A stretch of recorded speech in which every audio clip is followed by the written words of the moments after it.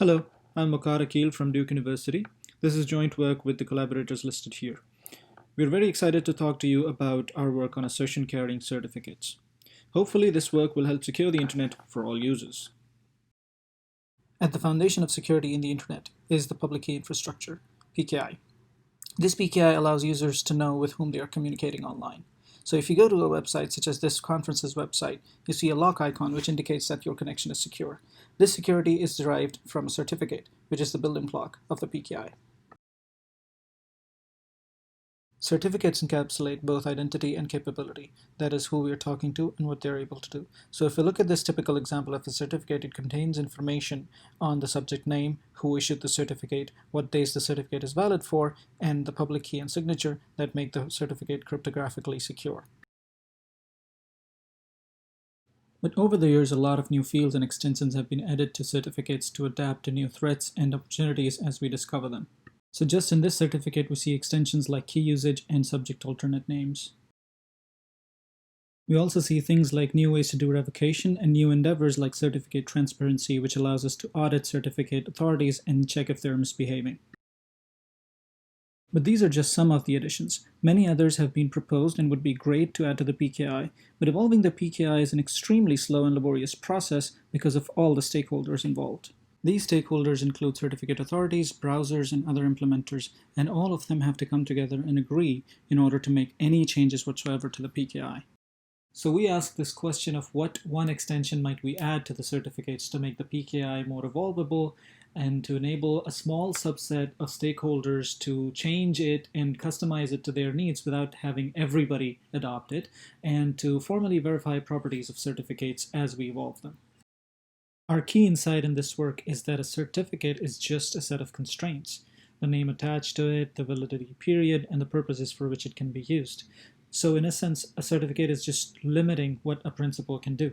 So we thought, why not encode these constraints in a small program in the certificate itself?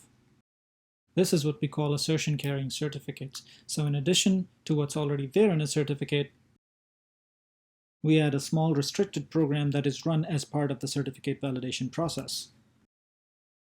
So let's consider an example of such a program. This program is written in Prolog, which happens to be the language of our choice at the moment, and it implements naming constraints. It is divided into two parts. The first part defines what it means to be name constrained, and the second part enforces that constraint and says that all descendants of cert must be constrained to example.com. But what are the goals for a language that does this? Ideally, all certificates in a chain should be able to define constraints in this manner, and certificates down the chain should never be able to relax constraints that were defined by their issuers. So it should be purely additive, and also browsers should be able to define their own constraints as well. The language itself should be expressive and concise. It doesn't need to be Turing complete. We're just trying to express constraints, not trying to have arbitrary side effects. And it should lend itself to formal verification methods without broadening the attack surface. Based on these goals, logic-based programming languages just seem to be a natural fit. The example I've shown you happens to be written in Prolog, but that may not necessarily be the right language for this purpose. One of the alternatives we're looking at is Datalog. Datalog is more restricted, it is not Turing complete, provides termination guarantees, and lends itself better to static analysis techniques. For the things that it falls short on, such as unbounded terms and flexibility, it may turn out that we don't even need these. We are currently implementing as many use cases as possible to see which of these languages is the better fit. So to summarize, today's PKI is extremely slow to evolve. Assertion-carrying certificates will allow for a much more agile PKI by embedding programs and certificates that are run during the certificate validation process. Our current and future efforts are, I think, very exciting. We're implementing features that have been long desired by some segments of the community, and it turns out that we can implement them in very few lines of code. We are also re-implementing the verification logic from various browsers. It takes far fewer lines of code that are much easier to visualize. Additionally, we are exploring ways to formally verify the correctness of these programs through static analysis and fuzzing.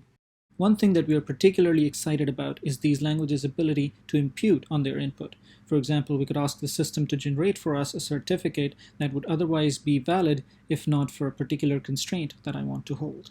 And with that, I'm happy to take your questions.